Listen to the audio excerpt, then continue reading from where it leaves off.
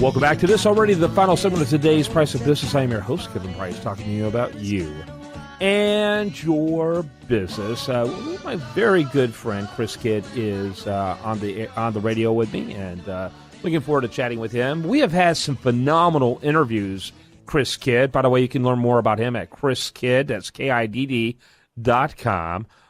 in our ongoing series that we're doing on sports and entertainment and money. It's been a lot of fun. Oh, yeah, I enjoy it quite a bit. And you now have a large body of work over at U.S. Daily Review of articles that I always encourage people to check out. Not only do we got some cool articles there, but archived audios as well from the show, and you've done a great job of parlaying those interviews into thoughtful articles, and so it's been really good. So talk a little bit about your heart for the athlete, why the athlete is so interesting to you.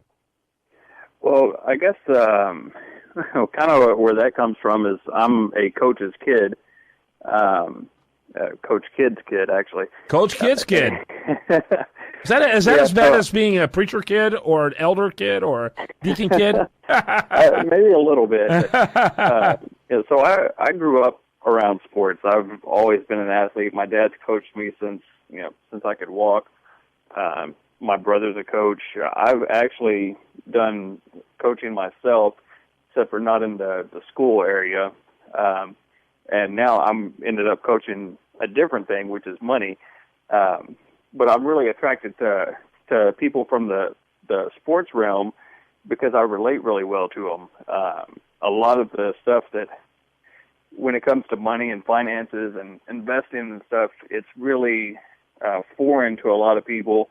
And when you get with an advisor or somebody, a lot of times it's kind of like they're speaking Chinese to you. So you just kind of say, well, yeah, all right, I'll go along with whatever you said, even though I don't really understand it. So one of my friends actually told me at one time that he said, you've got a really great way of explaining this stuff and making it simple to where people can understand it. And I think it's because you don't have all the history of all the technical jargon, and even though I can speak some of that, but I didn't go through it the traditional way. So I learned it through a mentor and doing stuff my own and actual experience versus going to school and doing it through books and stuff. So yeah. I'm really drawn to athletes a lot because just about everything that I think of somehow can relate to sports. So I can relay any kind of financial lesson in some sort of a sports context. Right. And I know you now for many years, and I know a particular concern to you is the idea of these guys being exploited.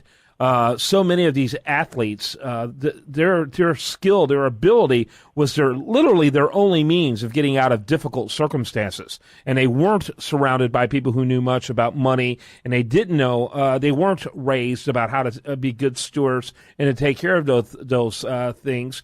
And so they're very vulnerable to being exploited. And now, they get 7 digits and in some extraordinary cases, 8 digits, and they think they have an infinite amount of wealth. But let me tell you, $4 million for someone who is 22 but is only going to play until he's 26, that isn't going to go that far. And there's a lot of denial and delusion involved in this. Yeah, well, and just the other day I was just saying to somebody that, you can make, $700,000 a year. That's not a bad pro salary. But if you're living on that, because a lot of times players will not have the income in the off season that they do during the season while games are being played. So if they're living off of the money that they're making while they're, on a $700,000 income, let's say they play for 7 months and they're getting paid and then it's cut off. Well, you got 5 more months there. So if you spent $700,000, you're going to end up spending about $1.2 million if you're living like that. So where are you going to get that other $500,000? Yeah, well, and that's the questions they're not even able to answer. Out. They're not even able to answer those questions. A lot of them. Yeah, and like you said, that's where the exploitation comes. A lot of times, I had a former NFL player tell me that one thing that would go on is some of the veterans they would kind of figure this game out. So they would give a rookie or somebody, let's loan them $100,000-$200,000 in the off season. They can pay us back double when the season starts, or 25, 30, 40, 50, 100% interest, whatever the deal happens to be. And if you don't really understand how to handle money, then that's a mistake that people make. So yeah, I don't like people taking advantage of people. That's one thing that definitely got me into this area. And then also, I just don't like what the financial stress that what it does to people and to families, whether they're multimillionaires or whether they're somebody working as a greeter at Walmart. So I can't stand seeing the financial stress and what it does to people. Yeah, absolutely. It's really, really trying. And so, when you do begin to work with a client, first of all, how do you get clients? How do most of them come to you? And kind of tell me where the course goes. And I know we only have a couple of minutes left, but I wanted the listener to be familiar exactly with what you do to help them. Well, there's a lot of referrals. There's people just find me on the internet. I've had that happen several times. I've had there's people I've met just out and about networking or whatnot. And basically, what I will do is try to find out. I meet the client where they're at. It's what situation are you in? Are you wanting to get out of debt? Or you want to get your finances in order?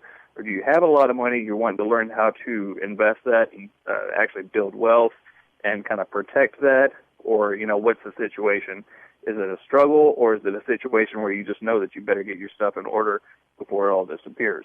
So I take them from where they're at and then work on whichever plan seems to fit. And it falls into one of three things. It's either personal finance, investing, or entrepreneurship, and sometimes it's two or all three of those. And I don't know if you asked how to get a hold of me, but the best way is to find me at www.chriskidd.com.